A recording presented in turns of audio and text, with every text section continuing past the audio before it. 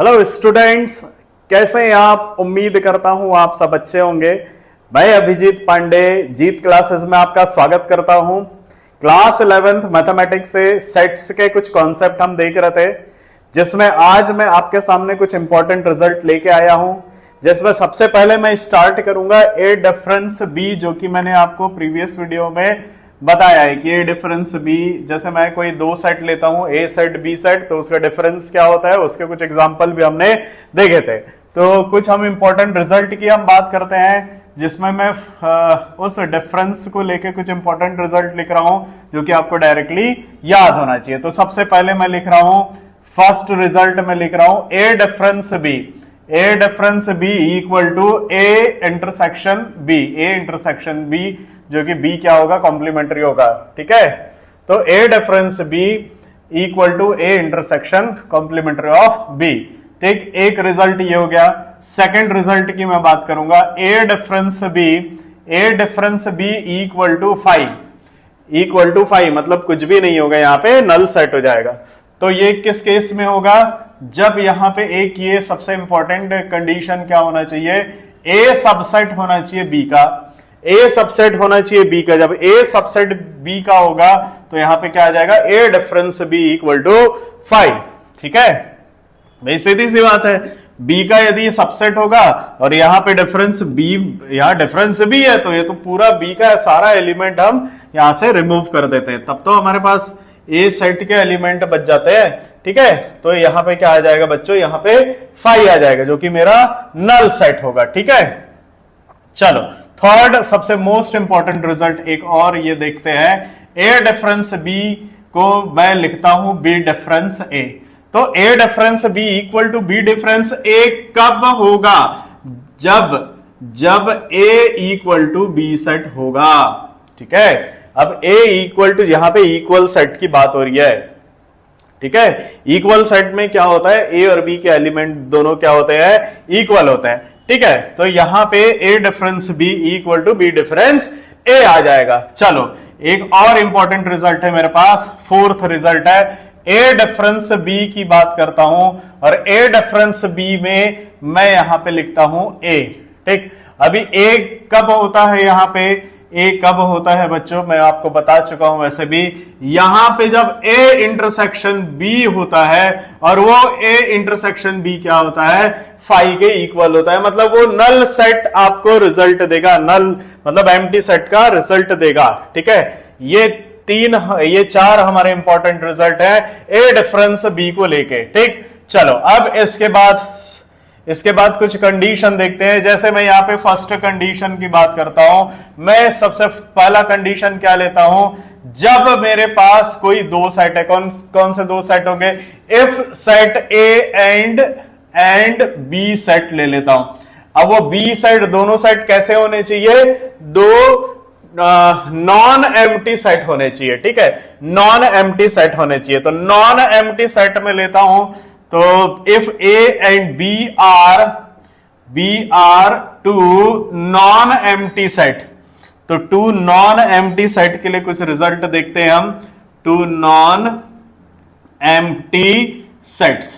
ठीक है, देन क्या हो जाएगा इसका रिजल्ट, देन हम कुछ रिजल्ट के बारे में डिस्कस करेंगे। जैसे फर्स्ट मेरा रिजल्ट जो है, आप बहुत सारे न्यूमेरिकल में इस रिजल्ट को डायरेक्टली भी अप्लाई करते हैं। जैसे मैं यहां पे लिखता हूं ए यूनियन बी की बात करता हूं। ठीक है, पर ए यूनियन बी में क्या होना चाहिए, तो यहां पे होगा number of element of A union B equal to क्या होगा बच्चों, यहां पे हो जाएगा number of element of A plus number of element of B, number of element of B minus number of element of A intersection B, A intersection B. बहुत important result है, इसको डायरेक्टली अप्लाई करके भी जो कुछ इससे सही related numerical आते हैं आप उसको सॉल्व कर सकते हैं। चलो सेकंड रिजल्ट देखेंगे।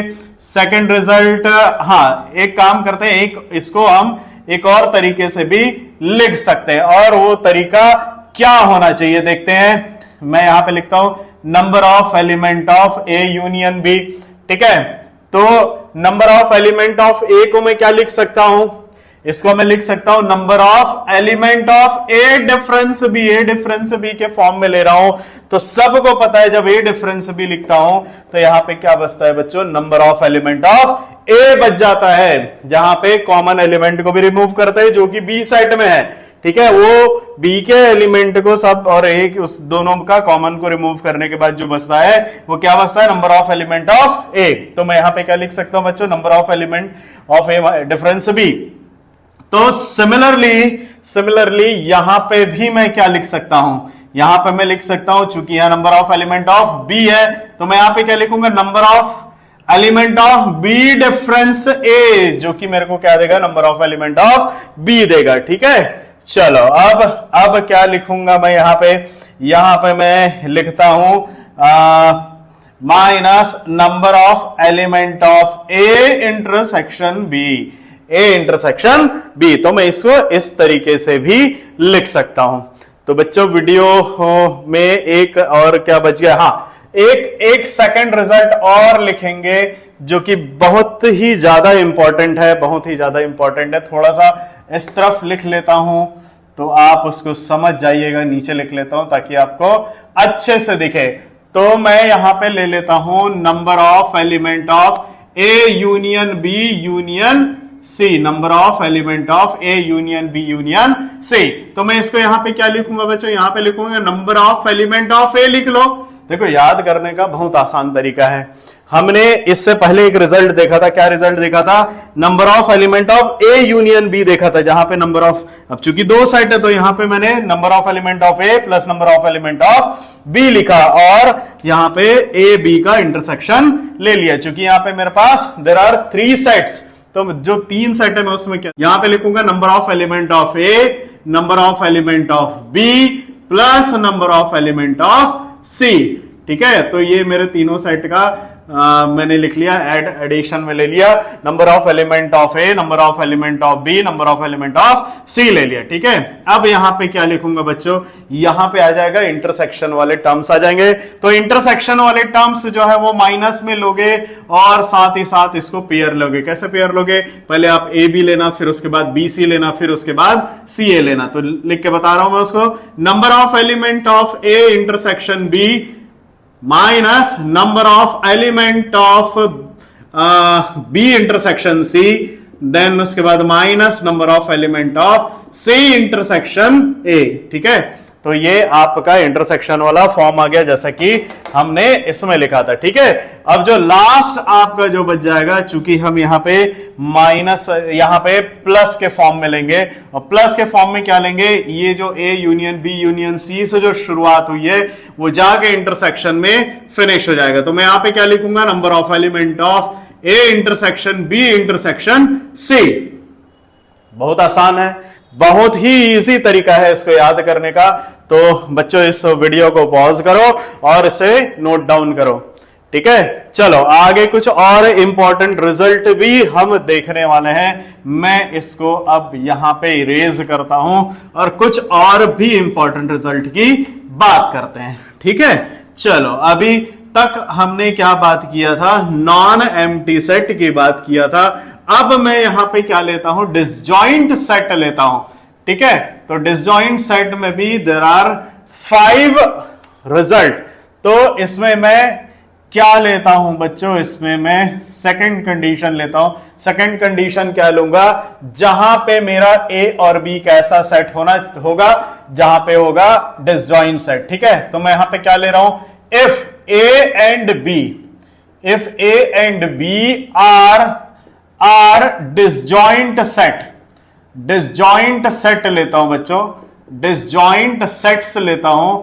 और डिसजॉइंट सेट्स लेने के बाद मेरे पास क्या रिजल्ट आएगा उसको हम नोट डाउन करेंगे, उसको थोड़ा सा समझेंगे, याद करने का तरीका समझेंगे। ठीक है, तो मैं फर्स्ट वाला क्या लेता हूं, फर्स्ट रिजल्ट लेता हूं मैं number of element of A intersection B, number of element of A intersection union B ले लेता हूं। ठीक है, ए यूनियन बी ले लेता हूं और इसको मैं यहां पे लिखूंगा number of element of A plus number of element of B लिखूंगा मैं यहां पे।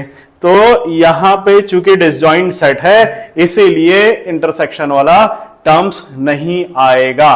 तो यहां पे क्या आ जाएगा बच्चों, number of element of A plus number of element of B आ जाएगा।